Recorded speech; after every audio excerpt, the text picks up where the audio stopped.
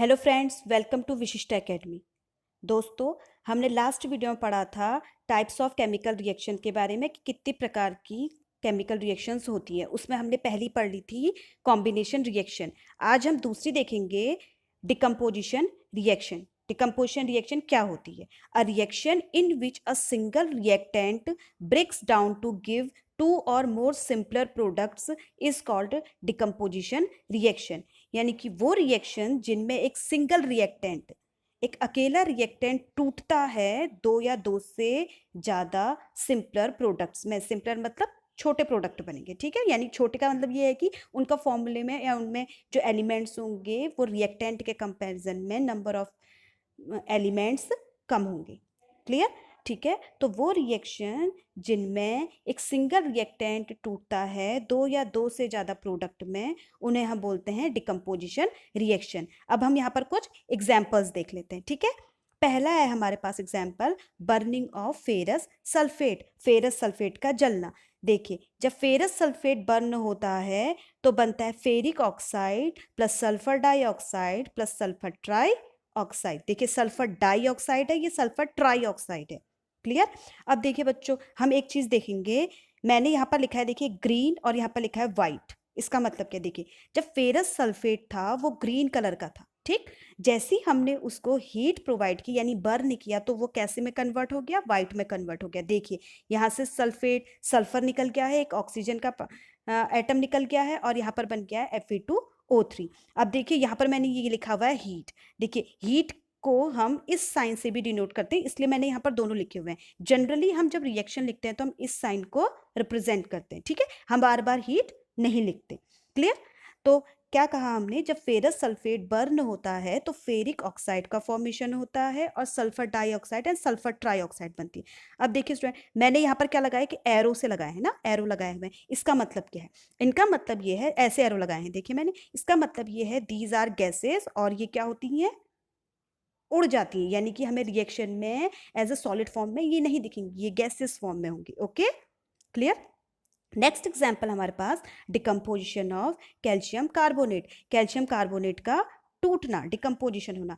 देखिए, lime stone यानी चूना पत्थर, उसका फॉर्मूला होता है CaCO3, जिसको हम कैल्शियम कार्बोनेट बोलते हैं। जब हम इसे हीट करते हैं तो फॉर्मेशन होता है क्विक लाइम और कार्बन डाइऑक्साइड का। क्विक लाइम यानी कि कैल्शियम ऑक्साइड।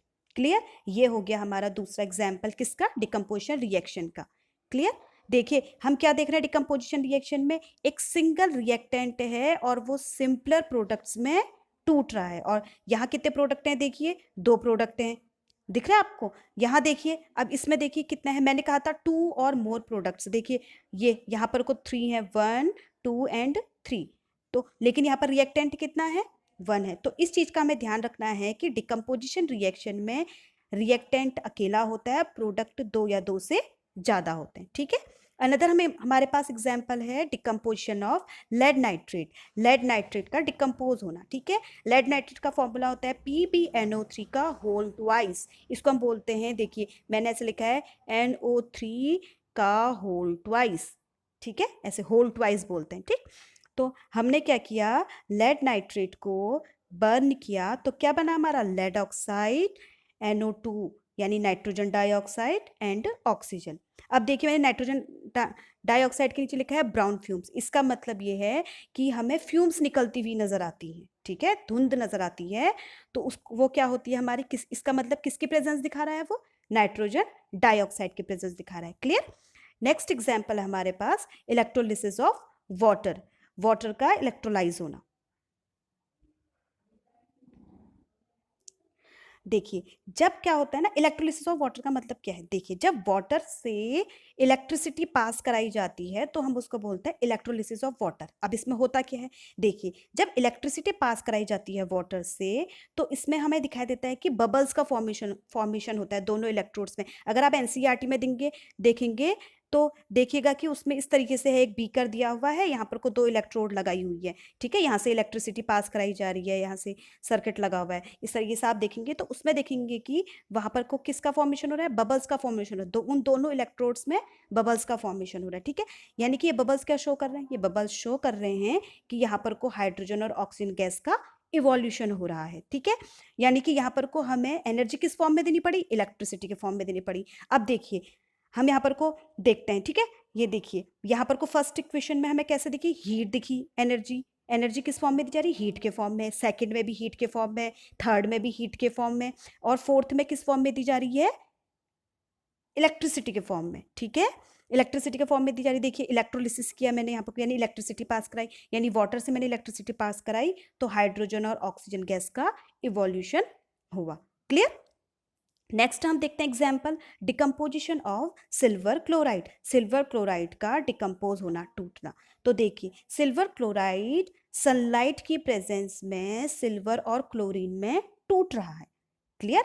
अब देखिए यहाँ पर को हमारे पास एनर्जी किस फॉर्म में है, सनलाइट के फॉर्म में है, ठीक। यहाँ हमें एनर्जी से मतलब है, एनर्जी हमें हम किस कैसे एनर्जी का यूज कर रहे हैं, चाहे वो हम इलेक्ट्रिसिटी के फॉर्म में कर रहे हैं, चाहे वो हीट के फॉर्म में कर रहे हैं, चाहे वो सनलाइट के फॉर्म में कर रहे हैं, हमें हर तरीके से क्या मिलनी चाहिए, एनर्जी मिलनी चाहिए। क्लियर।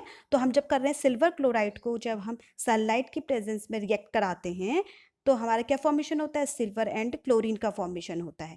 देखिए ये एनसीईआरटी की बहुत इंपॉर्टेंट रिएक्शन है और ये एग्जाम में बार बार पूछी भी जाती है, आप इसको ध्यान देंगे, ठीक है। इसमें आता है कि why the silver chloride convert from white to grey, silver chloride in the presence of sunlight, silver chloride white से ग्रे में क्यों कन्वर्ट हो जाता है in the presence of sunlight. तो आंसर ये होता है, in the presence of sunlight the silver chloride decomposes into silver and chlorine, क्योंकि सिल्वर क्लोराइड सनलाइट के प्रेजेंस में सिल्वर और क्लोरीन में डिकम्पोज हो जाता है, इसलिए वो वाइट से ग्रे में कन्वर्ट हो जाता है।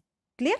हमारे पास अनदर एग्जाम्पल है ब्लैक एंड वाइट फोटोग्राफी। जो ब्लैक एंड वाइट फोटोग्राफी हमारी होती है उसमें हमारे पास सिल्वर ब्रोमाइड को सनलाइट की प्रेजेंस में डिकम्पोज किया जाता है और हमारा फॉर्मेशन होता है सिल्वर एंड ब्रोमीन का, ठीक है। इसको हम बोलते हैं ब्लैक एंड वाइट फोटोग्राफी। ये ब्लैक एंड वाइट फोटोग्राफी में यूज होती है ये रिएक्शन, ठीक है। ये ब्लैक एंड वाइट फोटोग्राफी नहीं है, ये ब्लैक एंड वाइट फोटोग्राफी में यूज होने वाली रिएक्शन है, ठीक। अब देखिए सारी डिकम्पोजिशन रिएक्शंस में हमने क्या देखा कि एनर्जी की जरूरत पड़ रही है, चाहे वो एनर्जी किस फॉर्म में हो, हीट के फॉर्म में हो, लाइट के फॉर्म में हो, इलेक्ट्रिसिटी के फॉर्म में हो, है तो सब में एनर्जी का यूज ही हो रहा है, तभी हमारा रिएक्टेंट क्या हो रहा है, ब्रेक हो रहा है, प्रोडक्ट का फॉर्मेशन कर रहा है।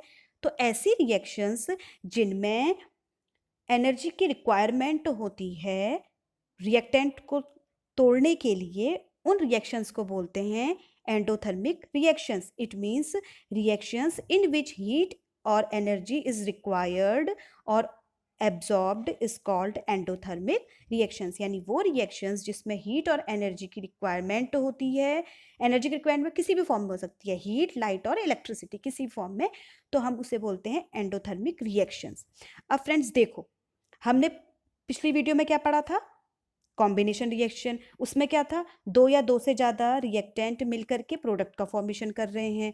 और हमने यहाँ क्या देखा, डिकम्पोजिशन रिएक्शन। इसमें क्या देखा हमने, एक सिंगल रिएक्टेंट हमारा दो या दो से ज़्यादा प्रोडक्ट में टूट रहा है। यानी कि क्या दिख रहा है हमें, हमें दिख रहा है, देखिए अगर मैं यहाँ से देखूँ तो ये यहाँ को कैसी है, डिकम्पोजिशन रिएक्शन, और अगर मैं यहाँ से यहाँ को देखूँ तो कैसे दिखेगी, कॉम्बिनेशन रिएक्शन। यानी कि decomposition reaction is inverse of combination reaction. Decomposition reaction क्या होती है, कॉम्बिनेशन रिएक्शन की इनवर्स होती है। यानी कि जहाँ हम देखते हैं कि दो या दो से ज़्यादा रिएक्टेंट मिलकर के एक सिंगल प्रोडक्ट बनाते हैं, वहीं दूसरी ओर हम देख रहे हैं कि एक सिंगल रिएक्टेंट टूट करके दो या दो से ज़्यादा प्रोडक्ट का फॉर्मेशन कर रहा है। क्लियर हो गया।